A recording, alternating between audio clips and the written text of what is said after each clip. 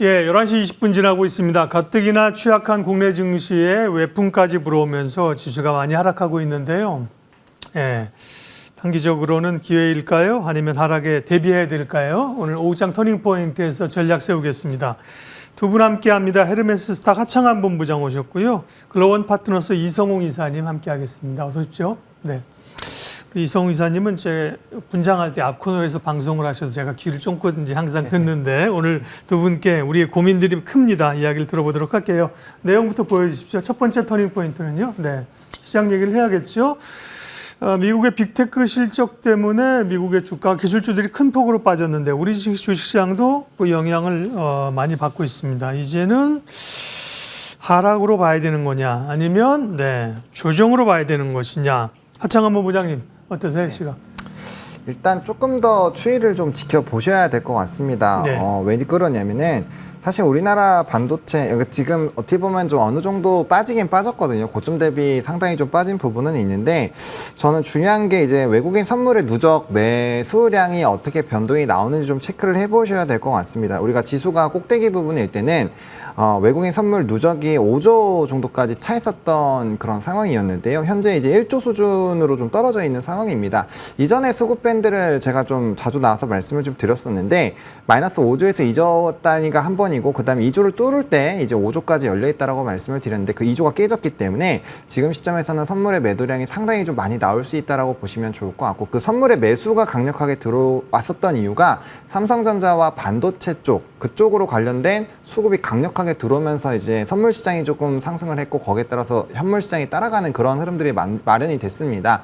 근데 지금 TSMC 실적 굉장히 잘 나왔음에도 불구하고 주가 반응 없었죠. 사실상 하이닉스 영업이익은 컨센에 부합했다라고 하더라도 매출액이 32% 올라가면서 역대급 실적이 나왔습니다. 그래서 사실 실적도 되게 좋고 또 HBM 12단에 대한 스토리도 나왔기 때문에 추가적인 실적에 대한 기대감이 나오는 부분도 맞거든요. 근데 그럼에도 불구하고 지금 이제 수급적인 부분에서 좋지 않은 상황이 마련이 되면서 하이닉스가 좀 크게 빠지고 있습니다. 그래서 이런 상황이라면 지수의 하방을 지금 어느 정도 떨어졌다고 해서 무조건 하방이 끝났습니다라고 얘기 드리기는 좀 어려울 것 같고요.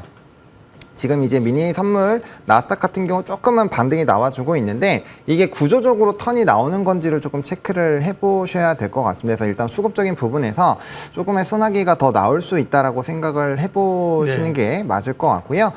사실 펀더에는 뭔가 문제는 없거든요. 근데 이제 대선에서 트럼프 후보와 지금 해리스 부통령의 이런 접전이 점점 확대가 될 것인데 거기가 얼마나 더 강화가 되는지에 따라서 일부 부담감이 좀 커질 거고요. 금리 인하가 기대가 되고 있는 상황인데 미국 지표 나온 것들 S&P 글로벌 제조업이라든지 이런 것들이 상당히 좀 부정적으로 나왔습니다. 그러니까 그런 지표들이 조금은 좋지 않아서 적어도 내일 이제 소비자 물가 지표가 어떻게 나오는지 좀 체크를 봐야 될 것 같고요. 그런 거에서 뭔가 턴이 나온다면 일부 반등은 나올 것 같고 그러다 보니까 우리나라 시장에서는 내일까지는 조금 차분히 보실 필요가 있지 않을까라는 생각입니다. 그러니까 수급이나 특별히 외인 선물 이런 거 봤을 때 하창한 본부장은 조금 더 확인하지 않은 의미가 하방도 조금 흔들 가능성이 있다. 네. 조심스럽게 보셨고요. 이성웅 이사님은 어떠세요? 이제 여러 노이즈들이 있는데 단기적으로는 우리나 미국이나 이제 조금 반등이 들어올 타이밍이라고 생각하면 무리일까요? 네, 저는 오늘로 기술적으로 과매도 구간이기는 합니다. 네. 그런데 시장에서 확인하고자 하는 부분은 보통 조정이 나올 때 각 기업들의 실적 추정치의 변화 이런 부분을 안고 조정이 나왔을 때는 실적만큼의 조정이 나온다라고 볼 수 있는데 지금 같은 경우는 외부 변수 요인이 있는 것으로 보입니다. 환 같은 경우의 흐름은 변동성이 줄기는 했지만 우리가 빅스 지수죠. 변동성 지수라고 일컫는 이 지수 같은 경우가 한 20% 정도 상승하는 흐름이 미국에서 나타났습니다. 그러면서 미국 쪽도 테크의 변동성이 커졌고 그다음에 컨퍼런스 콜 같은 경우가 미국에서도 실적 발표를 하면서 이어지고 있어요. 그래서 알파벳의 실적 발표에서 주된 질문, 컨퍼런스 콜의 주된 질문이 지금의 그 AI 사이클 같은 경우 공급, 수요를 놓고 어느 정도까지 위치를 하고 있냐라고 질문이 주되게 나왔는데 그에 대한 답변이 지금은 초과 수요기는 한데 2025년 같은 경우에는 이게 공급 같은 경우에 좀 과잉 가능성도 있다는 점을 내비쳤습니다. 그런 영향까지 좀 빅테크에서 나타나는 것 같아요. 그러면 우리는 여기에서 생각할 점은 뭐 오늘 SK 하이닉스 같은 경우는 스트릿 컨센이 한 6조 정도 됐죠. 그런데 5조 4천억 원 정도의 실적을 발표하고 뭐 어제 들어왔던 그런 매수 물량 같은 경우가 나가는 그런 대응들이 나타나고 있는 상황이고요.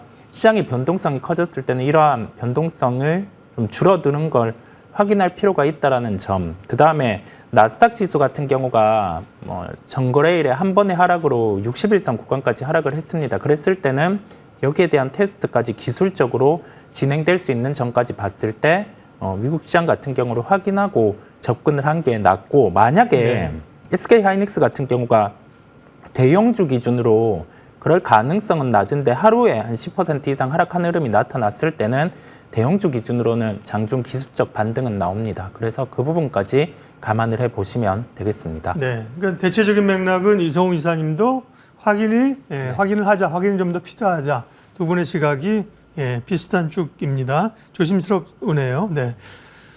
다음 터닝포인트 섹터 얘기하도록 하겠습니다. 네. AI에 대한 고민들. 사실 어제 갑자기 AI가 성장성 의구심이라 지금 돈 못 번다고 얘기를 한 건 아니죠. 그죠? 주가가 오르고 이제 마침 조정이 나오면서 그런 걸 더 생각해 보게 되는 건데요. 국내 반도체가 이제 직격탄이기 때문에 국내 우리는 이제 반도체, 이제 AI와 관련된 얘기는 아까 이성우 이사님도 해줬고, 국내 반도체 쪽으로 전략을 가게 되면 하창은 본부장님, 네. SK 하이닉스 실적이 시장의 기대치를 충족한 거 아니에요? 못 오르는 걸 알겠지만 이렇게까지 뺄 일인가요? 실적 때문에 빼는 게 아니라 네. 오늘은 이제 나스닥과 필라델피아 반도체 지수와 하락을 좀 생각을 해야겠죠. 네. 엔비디아가 6%가 넘게 빠졌고요. 아시겠지만 필라델피아 반도체 지수도 5.4%가 빠졌습니다. 그러면 사실상 우리나라에서 사실은 만약에 하이닉스 실적이 더 안 나왔으면 저는 더 빠졌을 수도 있다고 생각을 합니다. 그 정도로 사실상 엔비디아 같은 경우도 고점 대비했을 때 지금 상당히 많이 빠졌죠. 20% 이상 빠진 상황이고, 마이크론 테크놀로지는 지금 중기적인 추세까지 좀 깨지려고 하고 있는 상황이거든요. 그러다 보니까 전반적으로 이게 넘버는 어쨌든 후행적인 지표이다 보니까 앞으로 이게 계속적으로 좋은지에 대한 부분도 봐야 되고, 우리가 실적이 좋다라고 하더라도 이게 시장에서 이거 뭐야 좀 비싸잖아 이러한 생각이 들면은 주가가 못 올라가기 마련이거든요. 그럼 그런 것들을 소화하고 산업적으로 아직 굉장히 괜찮다라는 걸 다시 한번 재확인하고 기업들이 실적이 잘 나오는 것들도 좀 봐야 되는데, 사실상 뭐 TSMC나 이런 회사들은 굉장히 좀 비트를 했지만 실적적인 부분에서 나머지에선 조금 이렇게 나머지 쪽에서는 그렇게 막 좋지도 않은 흐름들이 유지가 되고 있어서 이게 경제적인 부분에서 봤을 때 반도체만 좋다고 해서 모든 산업이 다 가는 건 아니란 말이죠. 그래서 우리나라에서도 사실상 실적 발표에서 뭐 HD, 현대일렉트릭 이런 일부 삼성바이오로직스 같은 이런 특별한 종목군들 제외해서는 사실상 실적이 막 엄청나게 막 비트했다 이런 것들은 별로 없었잖아요. 삼성전자 이런 것도 빼고 봤을 때는. 그래서 그런 것들에서 일부분 좀 확인하려는 과정들이 좀 있는 것이 아닌가라고 보고 있습니다. 그래서 저는 구조적으로는 문제가 있다라고 생각을 하지는 않고요. 지금 이제 단기적인 차익 매물에 대한 빌미가 생겼고 대선발로 인해서 아마 좀 흔드는 과정들은 진행이 된다라고 보시면 좋을 것 같고, 만약에 다시 한번 수급들이 들어오면서 반등이 나오기 시작을 한다면 이렇게 넘버가 잘 나왔던 반도체라든지 뭐 전력 변압기 쪽이라든지 이런 쪽부터 다시 상승이 나올 수밖에 없습니다. 그래서 저는 좀 눌림목에서 오히려 매수하는 관점으로 보시되 그 시기를 조금은 신중하게 보자. 적어도 미국장에서 되돌리는 것들을 봐야 되기 때문에 제가 PC 얘기를 좀 드린 것처럼 그런 것들을 좀 확인하고 접근하셔도 지금 상황에서는 늦지 않다라고 정리를 드리고 싶습니다. 앞서 시향하고 맥락은 같은데 조금 더 확인을 하겠지만 확인 과정을 거친다면 실적 좋은 반도체주는 빠르게 빠진 부분을 메울 수 있다. 기회가 될 수 있다 얘기를 하셨고요. 이성우 이사님은 이제 앞에 방송하실 때 제가 띄엄띄엄 들어가지고 반도체에 대한 시각이 지금 어떠신지, 지금 사실은 엊그저께 하락할 때도 뭐 업황이 산업이 바뀐 건 없으니까 조정시 매수 관점을 많은 분들이 주셨는데 더 하락하니까 이제 고민이잖아요. 반도체 전략 좀 알려주세요. 그냥 결론부터 얘기를 하자면 사이클은 끝이 나지는 않았습니다. 네. 그런데 시장에서 불거진 부분이 시장이 조정이 나오니 여기에 맞춰서 좀 멘트를 하는 게 뭐 AI 같은 경우 과연 매출은 나올 수 있는 구조인데 이익 같은 경우가 과연 언제 나올 것인가, 캐펙스는 투자가 되는데 실제 이익의 회수 시점은 언제인가라는 점을 내비치고 있거든요. 그러면 우리는 보통 주도주의 흐름상에서 가격적인 흐름을 한번 대입을 해봅니다. 보통 주도주 같은 경우는 고점 대비해서 30% 이상의 조정은 잘 나오지 않아요. 확률로는 5% 정도 되거든요. 네. SK 하이닉스 기준으로 봤을 때 30%의 조정 정도는 한 17만 원대거든요. 30% 조정 받으면 뭐 추세가 깨졌다고 봐야 되는 거 아니에요? 네, 뭐 그러니까 물론 하이닉스가 그랬다는 게 아니라 네네. 일반적으로 볼 때 대략 한 10%에서 20% 사이로 조정을 평가해야 되는 거 아니에요? 네. 그런데 이게 실적이 깨져서 나오는 조정이 아니라 예. 지금은 외부 변수로 나오는 조정 부분이다 보니까요. 그래서 30만 원대, 30% 정도의 조정이 나오면 우선은 매수를 해볼 수 있다는 시각을 가지고 갑니다. 하이닉스 고점에서 30% 지금 조정 밀렸네요, 그죠? 한 17만 원대, 17만 원 중반. 네. 예. 그 정도 가격대에 들어왔을 때는 네. 해당이 되다 보니까 그 정도 가격대에 만약에 들어오면은 좀 매수를 할 수 있다라고 보고 지금 시장은 대응을 하려고 해요. 네. 그러면 이제 반도체 중에서는 이제 삼성전자보다는 하이닉스를 이제 중심에 놓고 좀 대응 전략들을 보고 계신 건가요, 이성우 기자님은? 삼성전자 같은 경우도 충분히 매력이 있습니다. 네. 뭐 가격적으로 7만 원대 후반, 뭐 구체적으로 7만 8천 원 이 정도 가격에 삼성전자가 하락한다라고 하면 전 매수를 해볼 수 있다라는 시각이고요. 시장 일각에서 삼성전자가 뭐 특정 소재를 사용 안 해서 HBM3가 진행이 좀 더디다라는 그런 멘트들도 있는데 그런 부분보다 약간의 수요일에 따른 시간의 조율 문제로 생각이 듭니다. 네, 그래서 그런 부분 같은 경우는 충분히 풀어나갈 수 있는 부분이다 보니까 삼성전자 같은 경우는 한 7만 원대 후반 정도. 그다음에 SK 하이닉스 삼성전자를 비교를 하자면 지금은 이제 가격 조정 같은 경우가 조금 더 발생을 했을 때 아까 말씀드린 가격대 정도에서는 SK 하이닉스를 충분히 플레이할 수 있다라는 말씀을 드립니다. 그러게요. 단기적으로는 그동안은 뭐 하이닉스만 가고 삼성전자가 못 쫓아가서 그 키 맞추기를 할 걸로 본 건데요. 지금의 단기 조정에서는 하이닉스가 더 급하게 내려왔기 때문에 오히려 소위 뭐 롱숏을 하거나 이렇게 플레이를 할 때는 하이닉스 쪽에 조금 더 매력이 있다 말씀하셨습니다. 당장 뭐 오늘은 지수가 굉장히 많이 밀려 내려가기 때문에요. 어렵지만 그런 생각들을 들으시면서 한번 평가를 해보십시오. 네, 다음 포인트 보겠습니다. 터닝 포인트 다음은요. 예, 시장이 불안하다 보니까 이제 뭐 트레이딩을 할 수밖에 없는 상황인데 그게 뭐 우리는 뭐 일부 바이오나 뭐 방산 이런 쪽에 제한적인데 이게 대선과 관련해서 이제 대선 트레이딩은 유효한지 그렇다고 하면 어떤 쪽이 좋을지 이성우 이사님 말씀해 주세요. 대선 쪽 같은 경우는 각 후보의 정책에 따라서 변동성이 커집니다. 그래서 그 부분을 먼저 감안을 해야 되겠고 지금 민주당 측 후보 같은 경우는 뭐 약간의 약물적인 부분 뭐 그런 부분에 대해서 우위를 두고 있죠. 정책적인 면에서 그 부분이 하나. 그다음에 반대편의 트럼프 후보 같은 경우는 인프라 쪽, 그다음에 대표적으로 재건 이런 쪽 같은 경우가 좀 관련주로 좀 묶여서 움직이고 있습니다. 그런데 이쪽은 개별적인 요소가 크죠. 테마적인 부분은 개별적인 요소가 크다 보니까 보통 우리가 뭐 목표 수익률을 정할 때 한 30에서 50% 정도 그 정도에 도달을 했을 때는 좀 매도를 해주고 그런 식의 대응을 하거든요. 그렇다 보니까 트레이딩에 자신이 있으면 하는 건데 지금 시장의 단면을 봤을 때 우리의 시가총액 상위주 그다음에 실적이 꺾이지 않은 쪽들 같은 경우도 충분히 상대적인 가격 메리트가 이제는 발생하는 구간이거든요. 그렇다 보니까 테마주 쪽으로 이렇게 쏠려서 접근을 하기보다는 지금은 이제 낙폭과대 쪽을 챙겨볼 필요가 있어요. 예. 네. 그러니까 여기서 뭐 트럼프 관련주든 해리스 관련주든 이런 쪽으로 테마로 가는 것보다는 시장 전체가 많이 밀렸기 때문에 낙폭 과대주로 접근하는 게 좋다. 낙폭 과대주는 말씀하신 것처럼 아까 반도체 뭐 주요 종목도 있는 거고. 네. 네. 그러면 또 뭐가 있을까요? 그런 거 해당되는 것들은. 더 이상 가격적으로 빠지기 힘든 건 2차 전지 소재 같은 경우도 그렇고요. 여기에서는 시가총액 상위 낙폭 과대를 먼저 들어올릴 수가 있다 보니까 2차 전지 소재도 그에 해당되고 그다음에 소위 말해서 시장에서 상저하고 형태의 실적을 가지고 있는 기업들, 뭐 대표적으로 엔터 업종 같은 경우도 그렇죠. 예, 그런 쪽까지 같이 참고를 하시면 되겠습니다. 네. 주제는 뭐 대선 트레이딩이었습니다만 전략은 올라오기 시작하면 낙폭 과대주가 올라온다는 거고요. 다음 이슈 또 빠르게 보죠. 터닝 포인트 다음 내용은요. 네. 밸류업 시장이 흔들리니까 시장 방어주 성격으로 밸류업을 좀 보자. 오늘 뭐 금융주가 그렇게 강한 건 아닌데요. 네. 뭐 KB금융도 좋은 실적 냈는데 밀리지 않습니까? 금융주들, 은행주들 기회가 됩니까? 하창한 본부장님?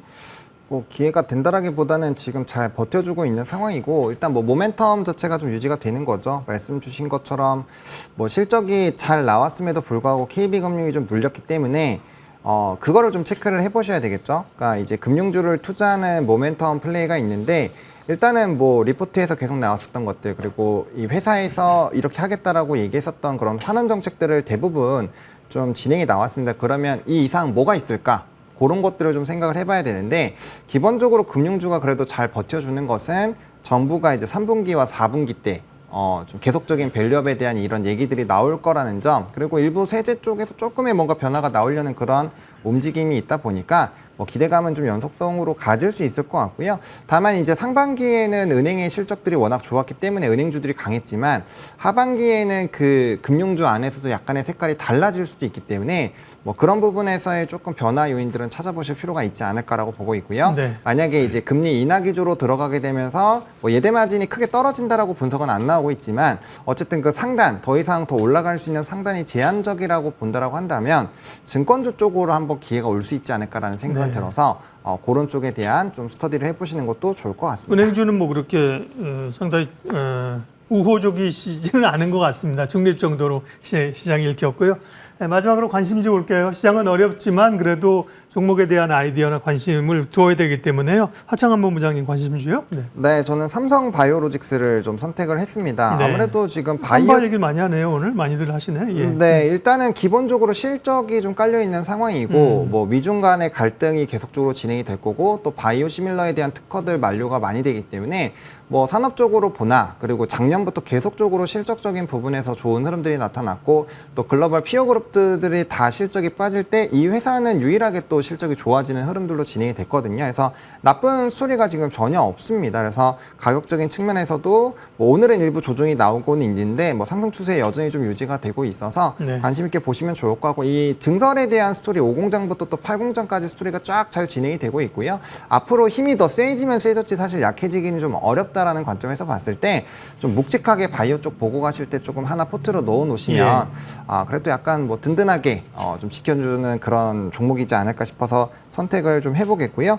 목표가는 100만 원 보고 있습니다. 뭐 증권가에서는 110만 원 이상도 나와 있는 상황이고요. 손절 라인은 97만 5천 원으로 제시는 드리겠지만 해당 부분이 왔을 때는 손절보다는 저는 오히려 비중 확대 부분으로 활용을 하시는 게 더 낫지 않을까 싶습니다. 삼성바이오는 뭐 한 80에서 100만 원, 70에서 100만 원 사이에서 계속 트레이딩하는 분 맞습니다. 떨어지면서 그렇죠. 하고 있죠. 네. 올라가면 팔고 그런 점에서 최근에 흐름 좋고 오늘 셀트리온 흐름도 좋습니다.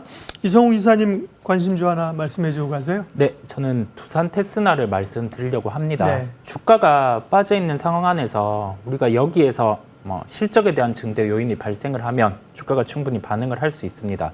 두산 테스나 같은 경우는 어제 밤이었어요. 그 거밍치 애널리스트 같은 경우가 애플과 관련해서 그 CIS를 납품을 하는 소니 이 독점 체계를 삼성전자 같은 경우가 가지고 올 수 있음을 내비쳤고요. 구체적인 기간은 2026년으로 이야기를 했습니다. 그래서 뭐 두산 테스나 같은 경우는 최근에 증설을 단행을 했죠. 이 부분은 뭐 CIS에 대한 대응 물량 같은 경우에 증설이라고 말씀을 드릴 수 있겠고요. 다만 기간이 두산 테스나 같은 경우에 증설도 2027년, 그 다음에 애플에 대한 물량을 가지고 오는 것도 삼성전자 기준으로 2026년입니다. 그렇다 보니 지금의 반등 같은 경우를 놓고 2026년에 좋아지니까 이거를 가지고 간다라고 하기에는 기간이 좀 남아 있어요. 그 부분을 감안해서 목표가 같은 경우를 트레이딩 구간으로 놓고 42,000원을 제시를 해드리고요.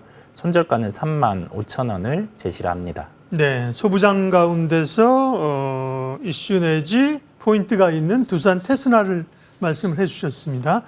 예, 오후장 터닝 포인트 여기까지 하겠습니다. 바람은 두 분과 말씀하신 이 시간이 또 오늘 오후장에 정말 좀 변화를 나타내면서 오후로 가면서 낙폭을 좀 줄일 수 있기를 기대를 합니다. 헤르메스 하창한 본부장, 글로원 파트너스 이성웅 이사 두 분 함께했습니다.